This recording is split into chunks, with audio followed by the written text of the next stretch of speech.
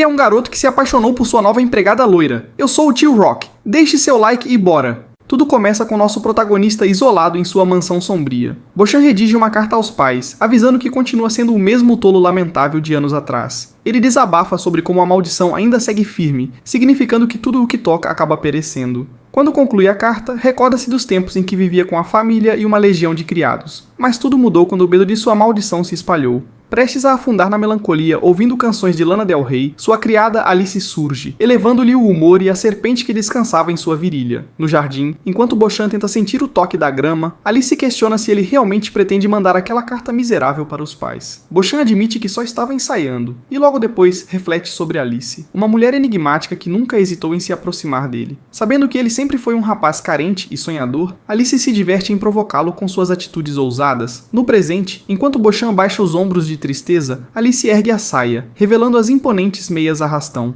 Encantado com a visão das coxas quase divinas, Beauchamp pede para ela pegar leve com sua tentação carnal. Mas em vez de recuar, Alice responde que coxas poderosas salvam vidas, logo ele deveria agradecer. O rapaz sem jeito confessa que não gostaria de perdê-la, pois empregadas descoladas são raríssimas na cidade. Porém, como sempre, Alice ignora e duplica a provocação ao colocar um biscoito entre os lábios, instigando-o a roubar o doce dela. Hesitante, mas animado, Beauchamp cede, até que Alice comenta que acabaram de compartilhar um beijo indireto. Isso já é demais para o pobre jovem, que explode em excitação. Tomado pela clareza pós-êxtase, Beauchamp relembra como sua vida foi destruída quando uma feiticeira lançou a maldição sobre ele ainda aos 5 anos. Desde então, foi obrigado a suportar uma existência solitária. Inconformado, pensa em como tudo teria mudado se tivesse encontrado uma cura. De repente, uma borboleta cruza o ar e, ao tentar desviar, Beauchamp toca sem querer numa árvore que definha diante de seus olhos. Caído ao chão, Alice aparece pronta para aprisioná-lo entre suas coxas firmes. Ele rapidamente se ergue e a repreende por assédio.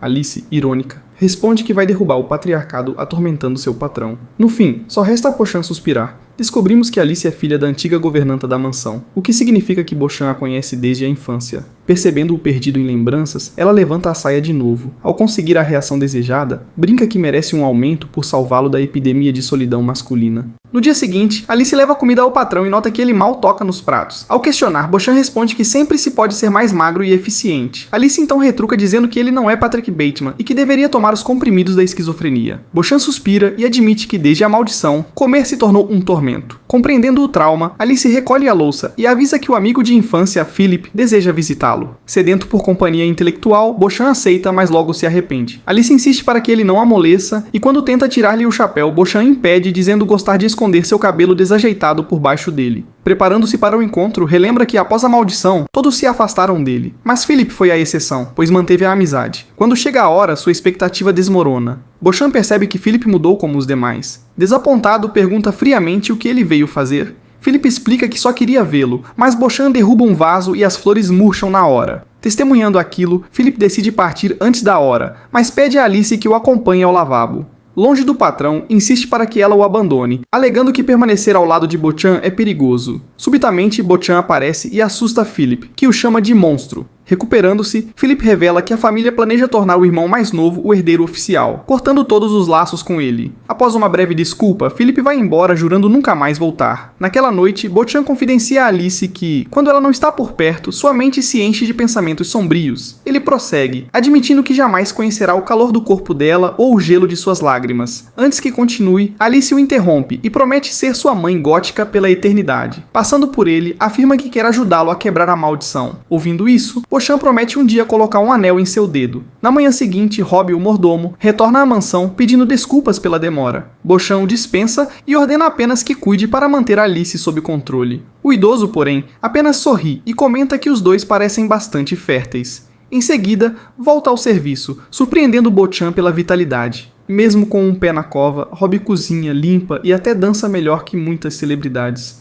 Observando da janela, Beauchamp comenta com Alice que Rob sempre foi como um pai para ele. Rindo, Alice rebate que talvez sua mãe tivesse tido um caso com o mordomo, quem sabe. Irritado com as provocações dela, Beauchamp pede a Rob que tire aquela insolente de sua frente para que possa finalmente se concentrar em seu livro. Atendendo ao comando de Beauchamp, Rob pede que Alice o acompanhe, mas antes de sair, ela exibe suas coxas firmes para que o patrão tenha algo em que pensar durante sua ausência. Mais tarde, enquanto Beauchamp anda pelos corredores simplesmente porque pode, Rob surge de repente e quase o toca em lugares que poderiam melhorar seu humor.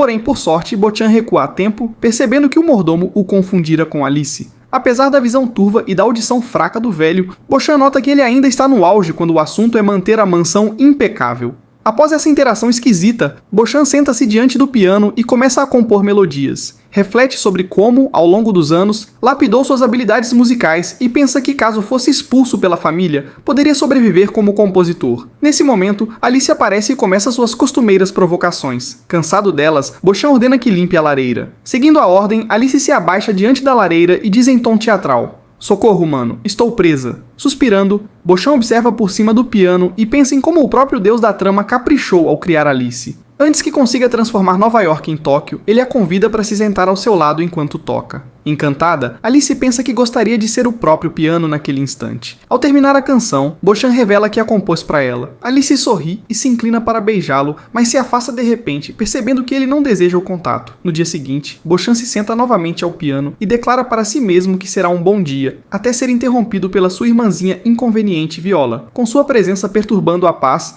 a garota pede a Bochan que faça um feitiço para levá-la a um mundo onde seja bonita. Antes de ir embora, ainda ordena ao irmão que quebre a maldição para poder voltar ao lar da família. Ao se despedir, Robbie a cumprimenta, e ao vê-lo, Viola cora visivelmente. Observando a cena, Bochan percebe que a irmã aprecia homens como aprecia o whisky, envelhecidos e complexos. Mais tarde, Bochan encontra um gato preto e entra em pânico. Após muito drama, Robbie nota um bilhete preso à coleira do animal. Lendo a nota, Bochan descobre que a dona o havia abandonado, assim como aconteceu com ele. Mas felizmente, o gato encontra uma nova família, reacendendo em Bochan um fio de esperança.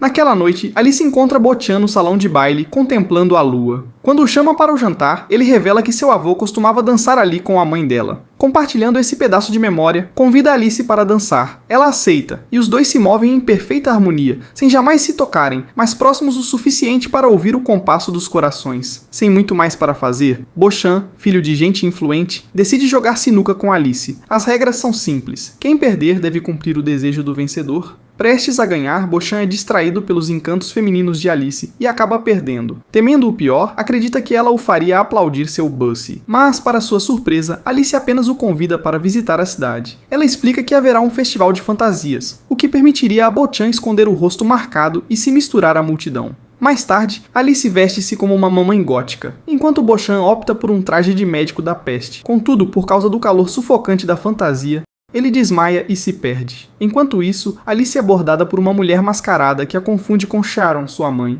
Ao perceber o engano, a mulher foge apressada, deixando Alice intrigada. Já Bochan acaba preso ao lado de um garotinho chorão, igualmente perdido. De repente, avista um piano e começa a tocar para consolar a criança. O menino encantado comenta que, embora preferisse o leite materno, aquela música também servia muito bem. Logo, os moradores se aproximam e transformam o momento em uma festa animada. No meio da multidão, Bochan procura por Alice até que ela surge diante dele. Enquanto percorrem a cidade juntos, Bochan descobre que os moradores o conhecem como a Morte Encarnada.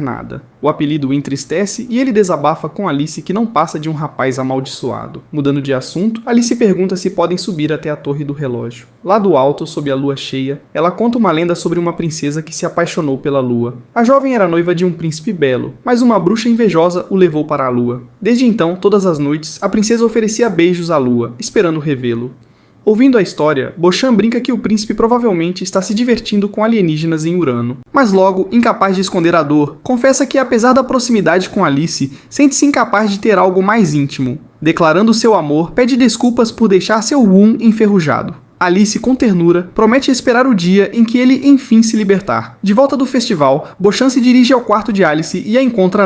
Chocado, mal consegue conter-se. Após recuperar o fôlego, pede que ela vista algo mais recatado. Alice obedece, mas o convida a entrar e revela que deseja fazê-lo se sentir especial. Pensando que a noite finalmente se tornará sua sexta-feira insana, Bochan entrega seu livre-arbítrio à sua musa gótica. Para sua surpresa, Alice apenas pede que ele durma tranquilo, assegurando que sempre estará ao seu lado. Antes de adormecer, Bochan reúne coragem e a convida para um encontro. Dias depois, Alice e Bochan estão em um barco. Ele conta que queria lhe mostrar uma chuva de meteoros. Feliz com a ideia, Alice sorri e se alegra por tê-lo só para si. Mas o momento romântico é interrompido por uma rajada de vento que leva embora o chapéu de Bochan. Quando Alice se levanta para tentar recuperá-lo, acaba caindo no rio. Ver sua amada toda molhada desperta em Bochan não apenas preocupação, mas também uma fúria ardente contra o destino que insiste em zombar dele. E ele comenta com Alice que se não fosse pela maldita maldição, teria deixado ela mais encharcada do que um rio em cheia. Nesse meio tempo, Alice, desejando um pouco de emoção, exige que Beauchamp lhe dê um beijo. Porém, Beauchamp logo a recorda de que ela morreria se ele a tocasse nos lábios. Em resposta, Alice declara que partir por causa de um beijo dele seria uma verdadeira honra. Apesar de toda a insistência dela, Beauchamp continua firme e se recusa a beijá-la. No fim, Alice perde a paciência e empurra Beauchamp dentro da água. Com a chuva de meteoros encerrada, Beauchamp desabafa frustrado, dizendo como queria revelar seus sentimentos. Mas como perdeu o instante certo, só resta a cada um suspirar sozinho em seu quarto.